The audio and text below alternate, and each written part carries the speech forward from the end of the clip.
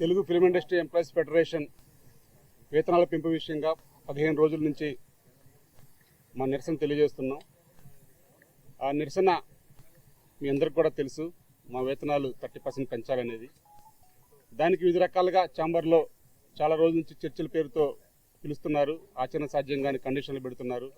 దాని మీద సరే మీరు కండిషన్లు ఒప్పుకోవాలంటే మాకు ఎంత పర్సెంటేజ్ పెంచుతారని చెప్పేసి మేము క్లారిటీగా ఉన్నా కానీ వారు ఆ క్లారిటీగా చెప్పకుండా మళ్ళీ దాటవేత కార్యక్రమం చేస్తున్న విషయం మీ అందరికీ కూడా తెలుసు. అంతిమంగా ఈరోజు మెగాస్టార్ చిరంజీవి గారు ఈ కార్మికులది 15 రోజుల నుంచి జరుగుతుంది, అసలు ఎందుకు జరుగుతుంది, అసలు ఏంటి ఇక్కడ లోపం ఎక్కడ జరుగుతుంది అని వారు ఈరోజు మా అందరినీ, మా 72 మందిని, 24 సంఘాల నుంచి 72 మందిని ఆహ్వానించడం జరిగింది.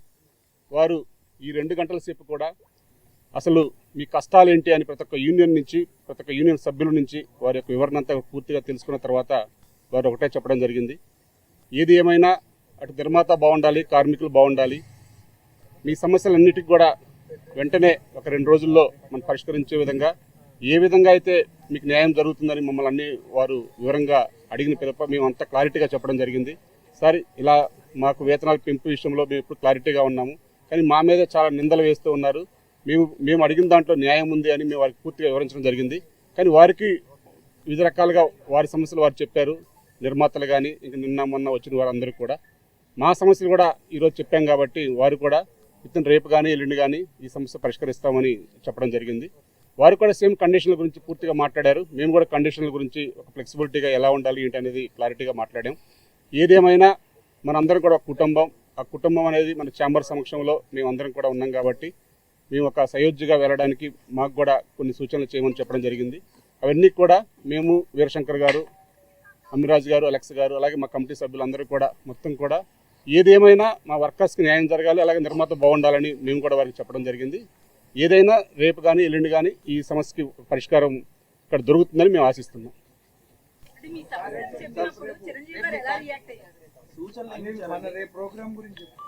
యాక్చువల్లీ మా సమస్య ఏదైతే ఉందో కండిషన్లు, వాళ్ళు ఏదైతే 2 కండిషన్లు ఒప్పుకోవట్లేదు అని వారు అన్నారో ఆ 2 కండిషన్ల గురించి వాళ్ళు క్లారిటీగా మాకు జరుగుతున్న అన్యాయం ఏంటి, ఆ కండిషన్లు ఒప్పుకుంటే మాకు జరిగే అన్యాయం ఏంటని వారికి పూర్తిగా వివరించడం జరిగింది. సరే సండేల గురించి మేము ఆలోచిస్తామని కూడా చెప్పాము. సండే వాళ్ళు ఏదైతే అడిగారో 3 సండేలు మాకు కావాలి అని, ఆ 3 సండేల్లో మేము కొన్ని వెసులుబాటు ఇవ్వడం జరిగింది. అది కూడా మేము రేపు అంతిమంగా రేపు ఒక మీటింగ్ పెట్టుకున్నామండి. మేము వర్కర్స్ అందరం కూడా ఒక బహిరంగ సమావేశం లాగా పెట్టుకున్నాం. 24 యూనియన్ల సర్వసభ్య సమావేశం లాగా అందరం కూడా ఒక దగ్గర కలిసి ఈ కండిషన్ల గురించి వారందరూ కూడా మా సభ్యులందరికీ ఎక్స్ప్లెయిన్ చేస్తామని చెప్పాము. కంపల్సరీ పెట్టుకోండి, పెట్టాలి కూడా, అందరికి కూడా తెలియాలని కూడా వారు చెప్పారు. కాబట్టి ఏదైతే వాళ్ళు సండేలు అన్నారో సండేలకు మేము ఫ్లెక్సిబిలిటీ ఇస్తామని చెప్పాము. ఆ ఫ్లెక్సిబిలిటీ కూడా రేపు సభ్యులతో మాట్లాడి వచ్చిన తర్వాత చెప్తామని చెప్పాము.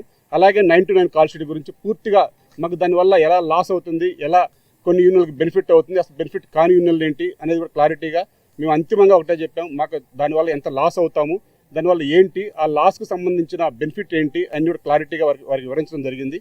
ఏదేమైనా మా కష్టాన్నంతా కూడా ఈరోజు చాలా కూలంకుషంగా 2 గంటల సేపు ప్రతి ఒక్క యూనియన్లో జరుగుతున్న సమస్యలు ఏంటి, మా మీద పడ్డ నిందలు ఏంటి, మమ్మల్ని ఏ విధంగా కార్డుల విషయంలో కానీ ఇంకా వివిధ రకాల అంశాల్లో ఈ మధ్యకాలంలో వచ్చిన ప్రతి ఒక్క అంశాన్ని కూడా వారు లేవనెత్తారు. ప్రతి దానికి కూడా మేము కూలంకుషంగా వారికి వివరించడం జరిగింది. అంతిమంగా రేపు పబ్లిక్ అందరికి చెప్పిన తర్వాత మరలా ఒక 5గురిని రమ్మని చెప్పారు. మా సైడ్ నుంచి ఒక 5గురు, వాళ్ళ సైడ్ నుంచి ఒక 5గురు వస్తాం, మేము పిలుస్తాను.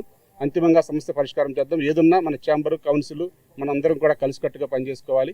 ఏదున్నా నా దాకా వచ్చి మీరు సమస్య ఇప్పుడు వివరించడానికి ఎప్పుడైనా సరే నా డోర్లు తెరిచే ఉంటాయి అని వారు చాలా, అసలు ఈరోజు చాలా ఆనందంగా ఉంది. ఎందుకంటే వివరంగా ప్రతి ఒక్క యూనియన్లో ఏం జరుగుతుంది, అసలు ఎక్కడ ప్రాబ్లం ఉందనేది వారు అడగడం మా అందరికి కూడా చాలా సంతోషకరంగా ఉంది.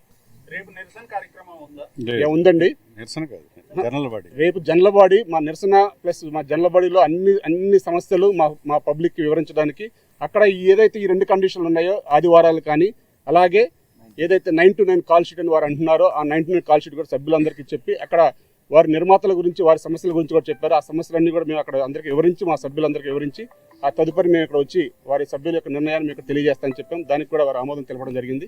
ఏదేమైనా సమస్య త్వరగా పరిష్కారం కావాలని మేము కూడా ఆశిస్తున్నాం. ఇప్పుడే ఛాంబర్ నుంచి కూడా పిలుపు వచ్చింది, మేము మాట్లాడుతున్నాం ఛాంబర్లో, వీరికి కూడా ఛాంబర్కి రావాలని చెప్పారు. కాబట్టి ఏదైనా రేపు మా తరపున అయితే మా నిరసన కంపల్సరీ, ఆ నిరసన అనకుండానే మా సర్వసభ్య సమావేశం లాగా అందరం కూడా ఒక ఐక్య వేదిక లాగా ఏర్పడి మా యొక్క మాకు జరుగుతున్న అన్యాయాన్ని కానీ మాకు జరగవలసిన న్యాయాలు కానీ అన్నీ కూడా అక్కడ కూలంకుషంగా సభ్యుల సమక్షంలో చర్చించి ఒక నిర్ణయం తీసుకుంటామని మేము ఏంటండి జనరల్ బాడీ మాకు జనరల్ బాడీ సమావేశం చెప్తున్నానండి సర్వసభ సమావేశం చెప్తున్నాను ఏదండి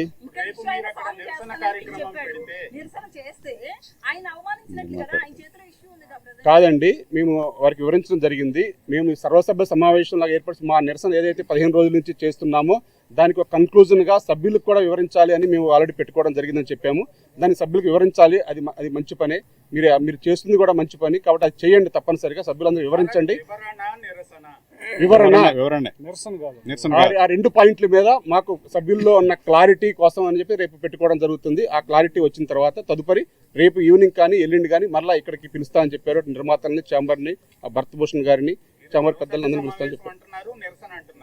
నిరసన కాదు, మేము క్లారిటీ చెప్పామండి. మేము నిరసన తెలియజేద్దాం అనుకున్నమాట వాస్తవం. కానీ ఇప్పుడు చర్చలకు పిలిచారు కాబట్టి చర్చలు ఫలిస్తాయని ఆశిస్తున్నాం కాబట్టి రేపు ఏదైతే 2 కండిషన్ల దగ్గర ఆగింది కాబట్టి ఆ 2 కండిషన్లకి మా యొక్క సభ్యులందరికీ 24 కార్మిక యూనియన్ సంఘాల యొక్క సభ్యులందరికీ కూడా వివరించి ఆ 2 కండిషన్లు ఒప్పుకోవాలా వద్దా, ఒప్పుకుంటే ఎలా ఒప్పుకోవాలి, ఒప్పుకోకపోతే ఒప్పుకోకూడదా అనే క్లారిటీ తీసుకోవడానికి రేపు మేము సర్వసభ్య సమావేశం ఏర్పాటు చేయడం జరిగింది. ఉందండి రేపు. అలాగే ఆ ప్రభుత్వం చేపడుతున్న కార్యక్రమాలు అట్లాగే మా యొక్క బాధలు కూడా ప్రభుత్వం దృష్టికి తీసుకెళ్ళడానికి రేపు సీఎం గారికి కూడా మేము పాలాభిషేకం చేసి మా యొక్క బాధలు కూడా వారి దృష్టికి తీసుకెళ్ళడానికి మా ప్రయత్నం రేపు చేస్తున్నాం. మాకు రేపు వేతనాలు వస్తాయని మేము భావిస్తున్నాం. ఏదైతే మేము అడిగామో చాలా ఫ్లెక్సిబిలిటీగా, చాలా ఆశాజనకంగానే ఉంది. ఛాంబర్ వారితో మాట్లాడి చెప్తా అని చెప్పారు. కంపల్సరీగా మేము అడిగిన వేతనాలు మాకు కంపల్సరీ వస్తాయని మేము భావిస్తున్నాం.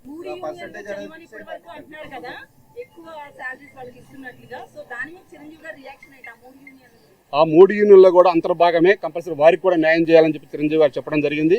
అది చాలా హర్షణీయం. ఎందుకంటే అట్లా ఆ విడగొట్టడం కరెక్ట్ కాదు. వారి పర్సెంటేజ్లో ఏమైనా మార్పులు ఉంటే కనుక కూర్చొని మాట్లాడాలి తప్ప వారి ముగ్గురికి పెంచమంటాం కరెక్ట్ కాదు. అది నేను మాట్లాడతానని చెప్పారు. తప్పనిసరిగా వారి ముగ్గురికి కూడా పెరుగుతాయి వేతనాలు. ఇంకా ఇప్పుడు మమ్మల్ని రమ్మన్నారు. ఇప్పుడు ఫోన్లో మాట్లాడతారు. ఎప్పుడు అనేది సమయం చెప్తారు వాళ్ళు. కానీ రేపైతే మాత్రం మాకు కార్యక్రమం ఉందని చెప్పాము. వారు కూడా పెట్టుకోమని చెప్పారు.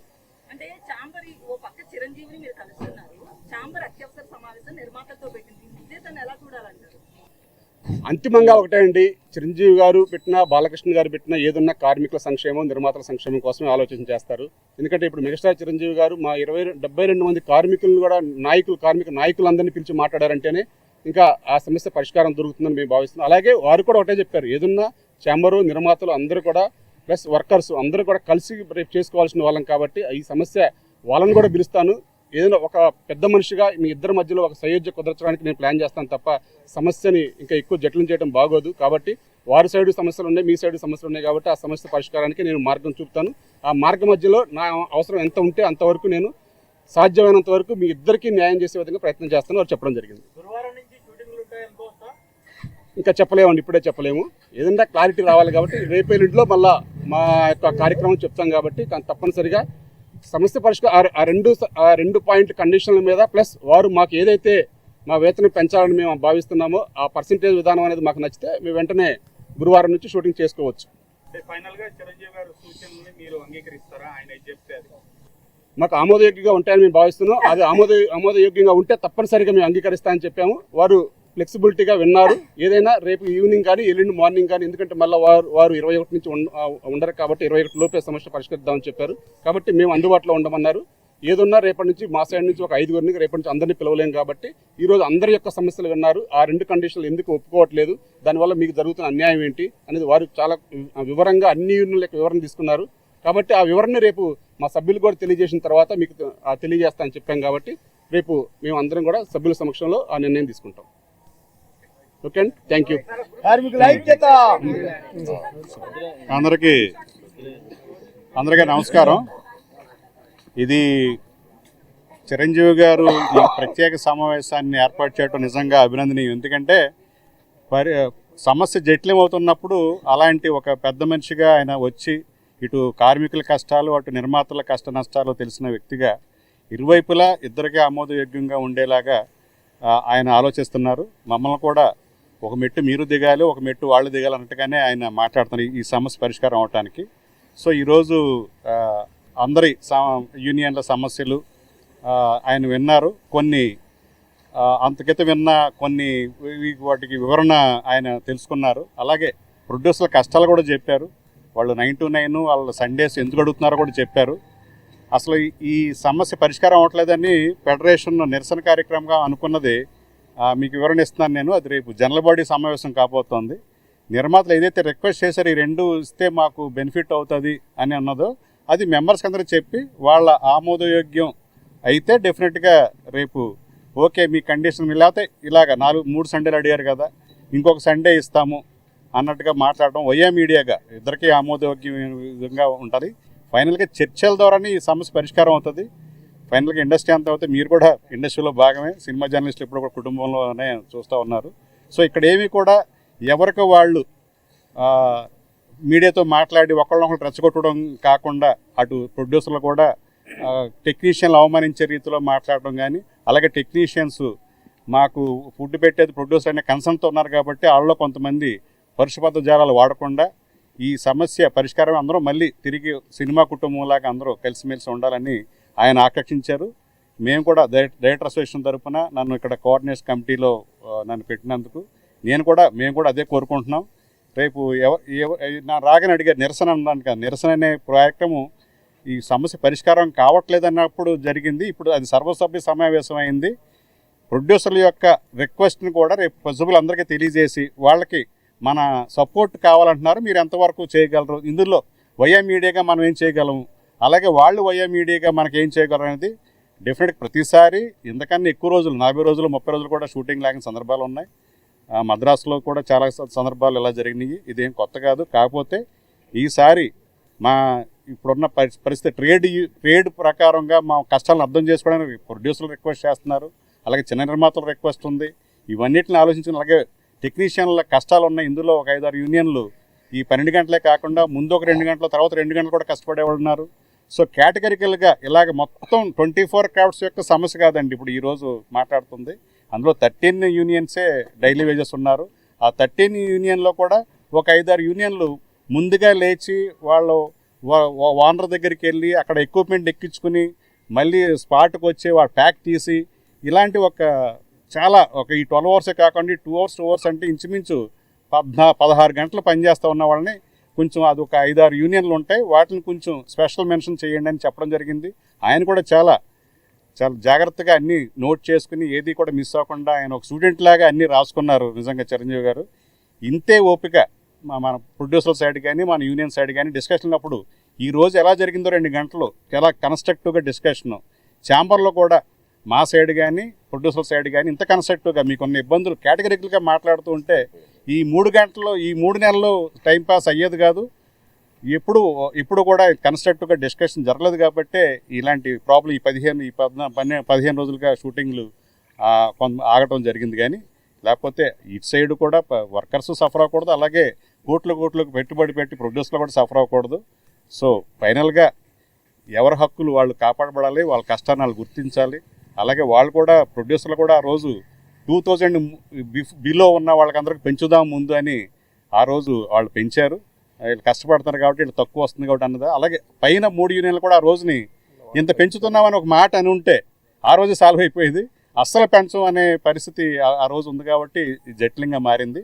సో మళ్ళీ ఈ రోజున మళ్ళీ పై వాళ్ళకి 5 పెంచుదామని ఒక మెసేజ్ ఇచ్చారు. మళ్ళీ అది కూడా రేపు నెగోషియేట్ అయ్యి మళ్ళీ చిరంజీవి గారే చాలా ప్రోయాక్టివ్గా వాళ్ళని కూడా పిలిచి మీరు చెప్పిన సమస్యలు వాళ్ళకి చెప్తాను, వాళ్ళు చెప్పిన సమస్యలు మీకు చెప్తాను కాబట్టి మళ్ళీ ఇద్దరిని కలిపి ఒకేసారి సాల్వ్ అయ్యేలాగా చేస్తానని చాలా ఇనిషియేట్ చేసినందుకు నేను చిరంజీవి గారు నిజంగా మనస్ఫూర్తిగా ఓ సినిమాని పరిశ్రమని అందరినీ బ్రదర్హుడ్గా చూసే ఆయన ఇనిషియేట్ చేసినందుకు ఆయనకి మొత్తం టెక్నీషియన్స్ అందరి తరఫున ఆయనకి ధన్యవాదాలు తెలియజేస్తూ థ్యాంక్ యూ అండి.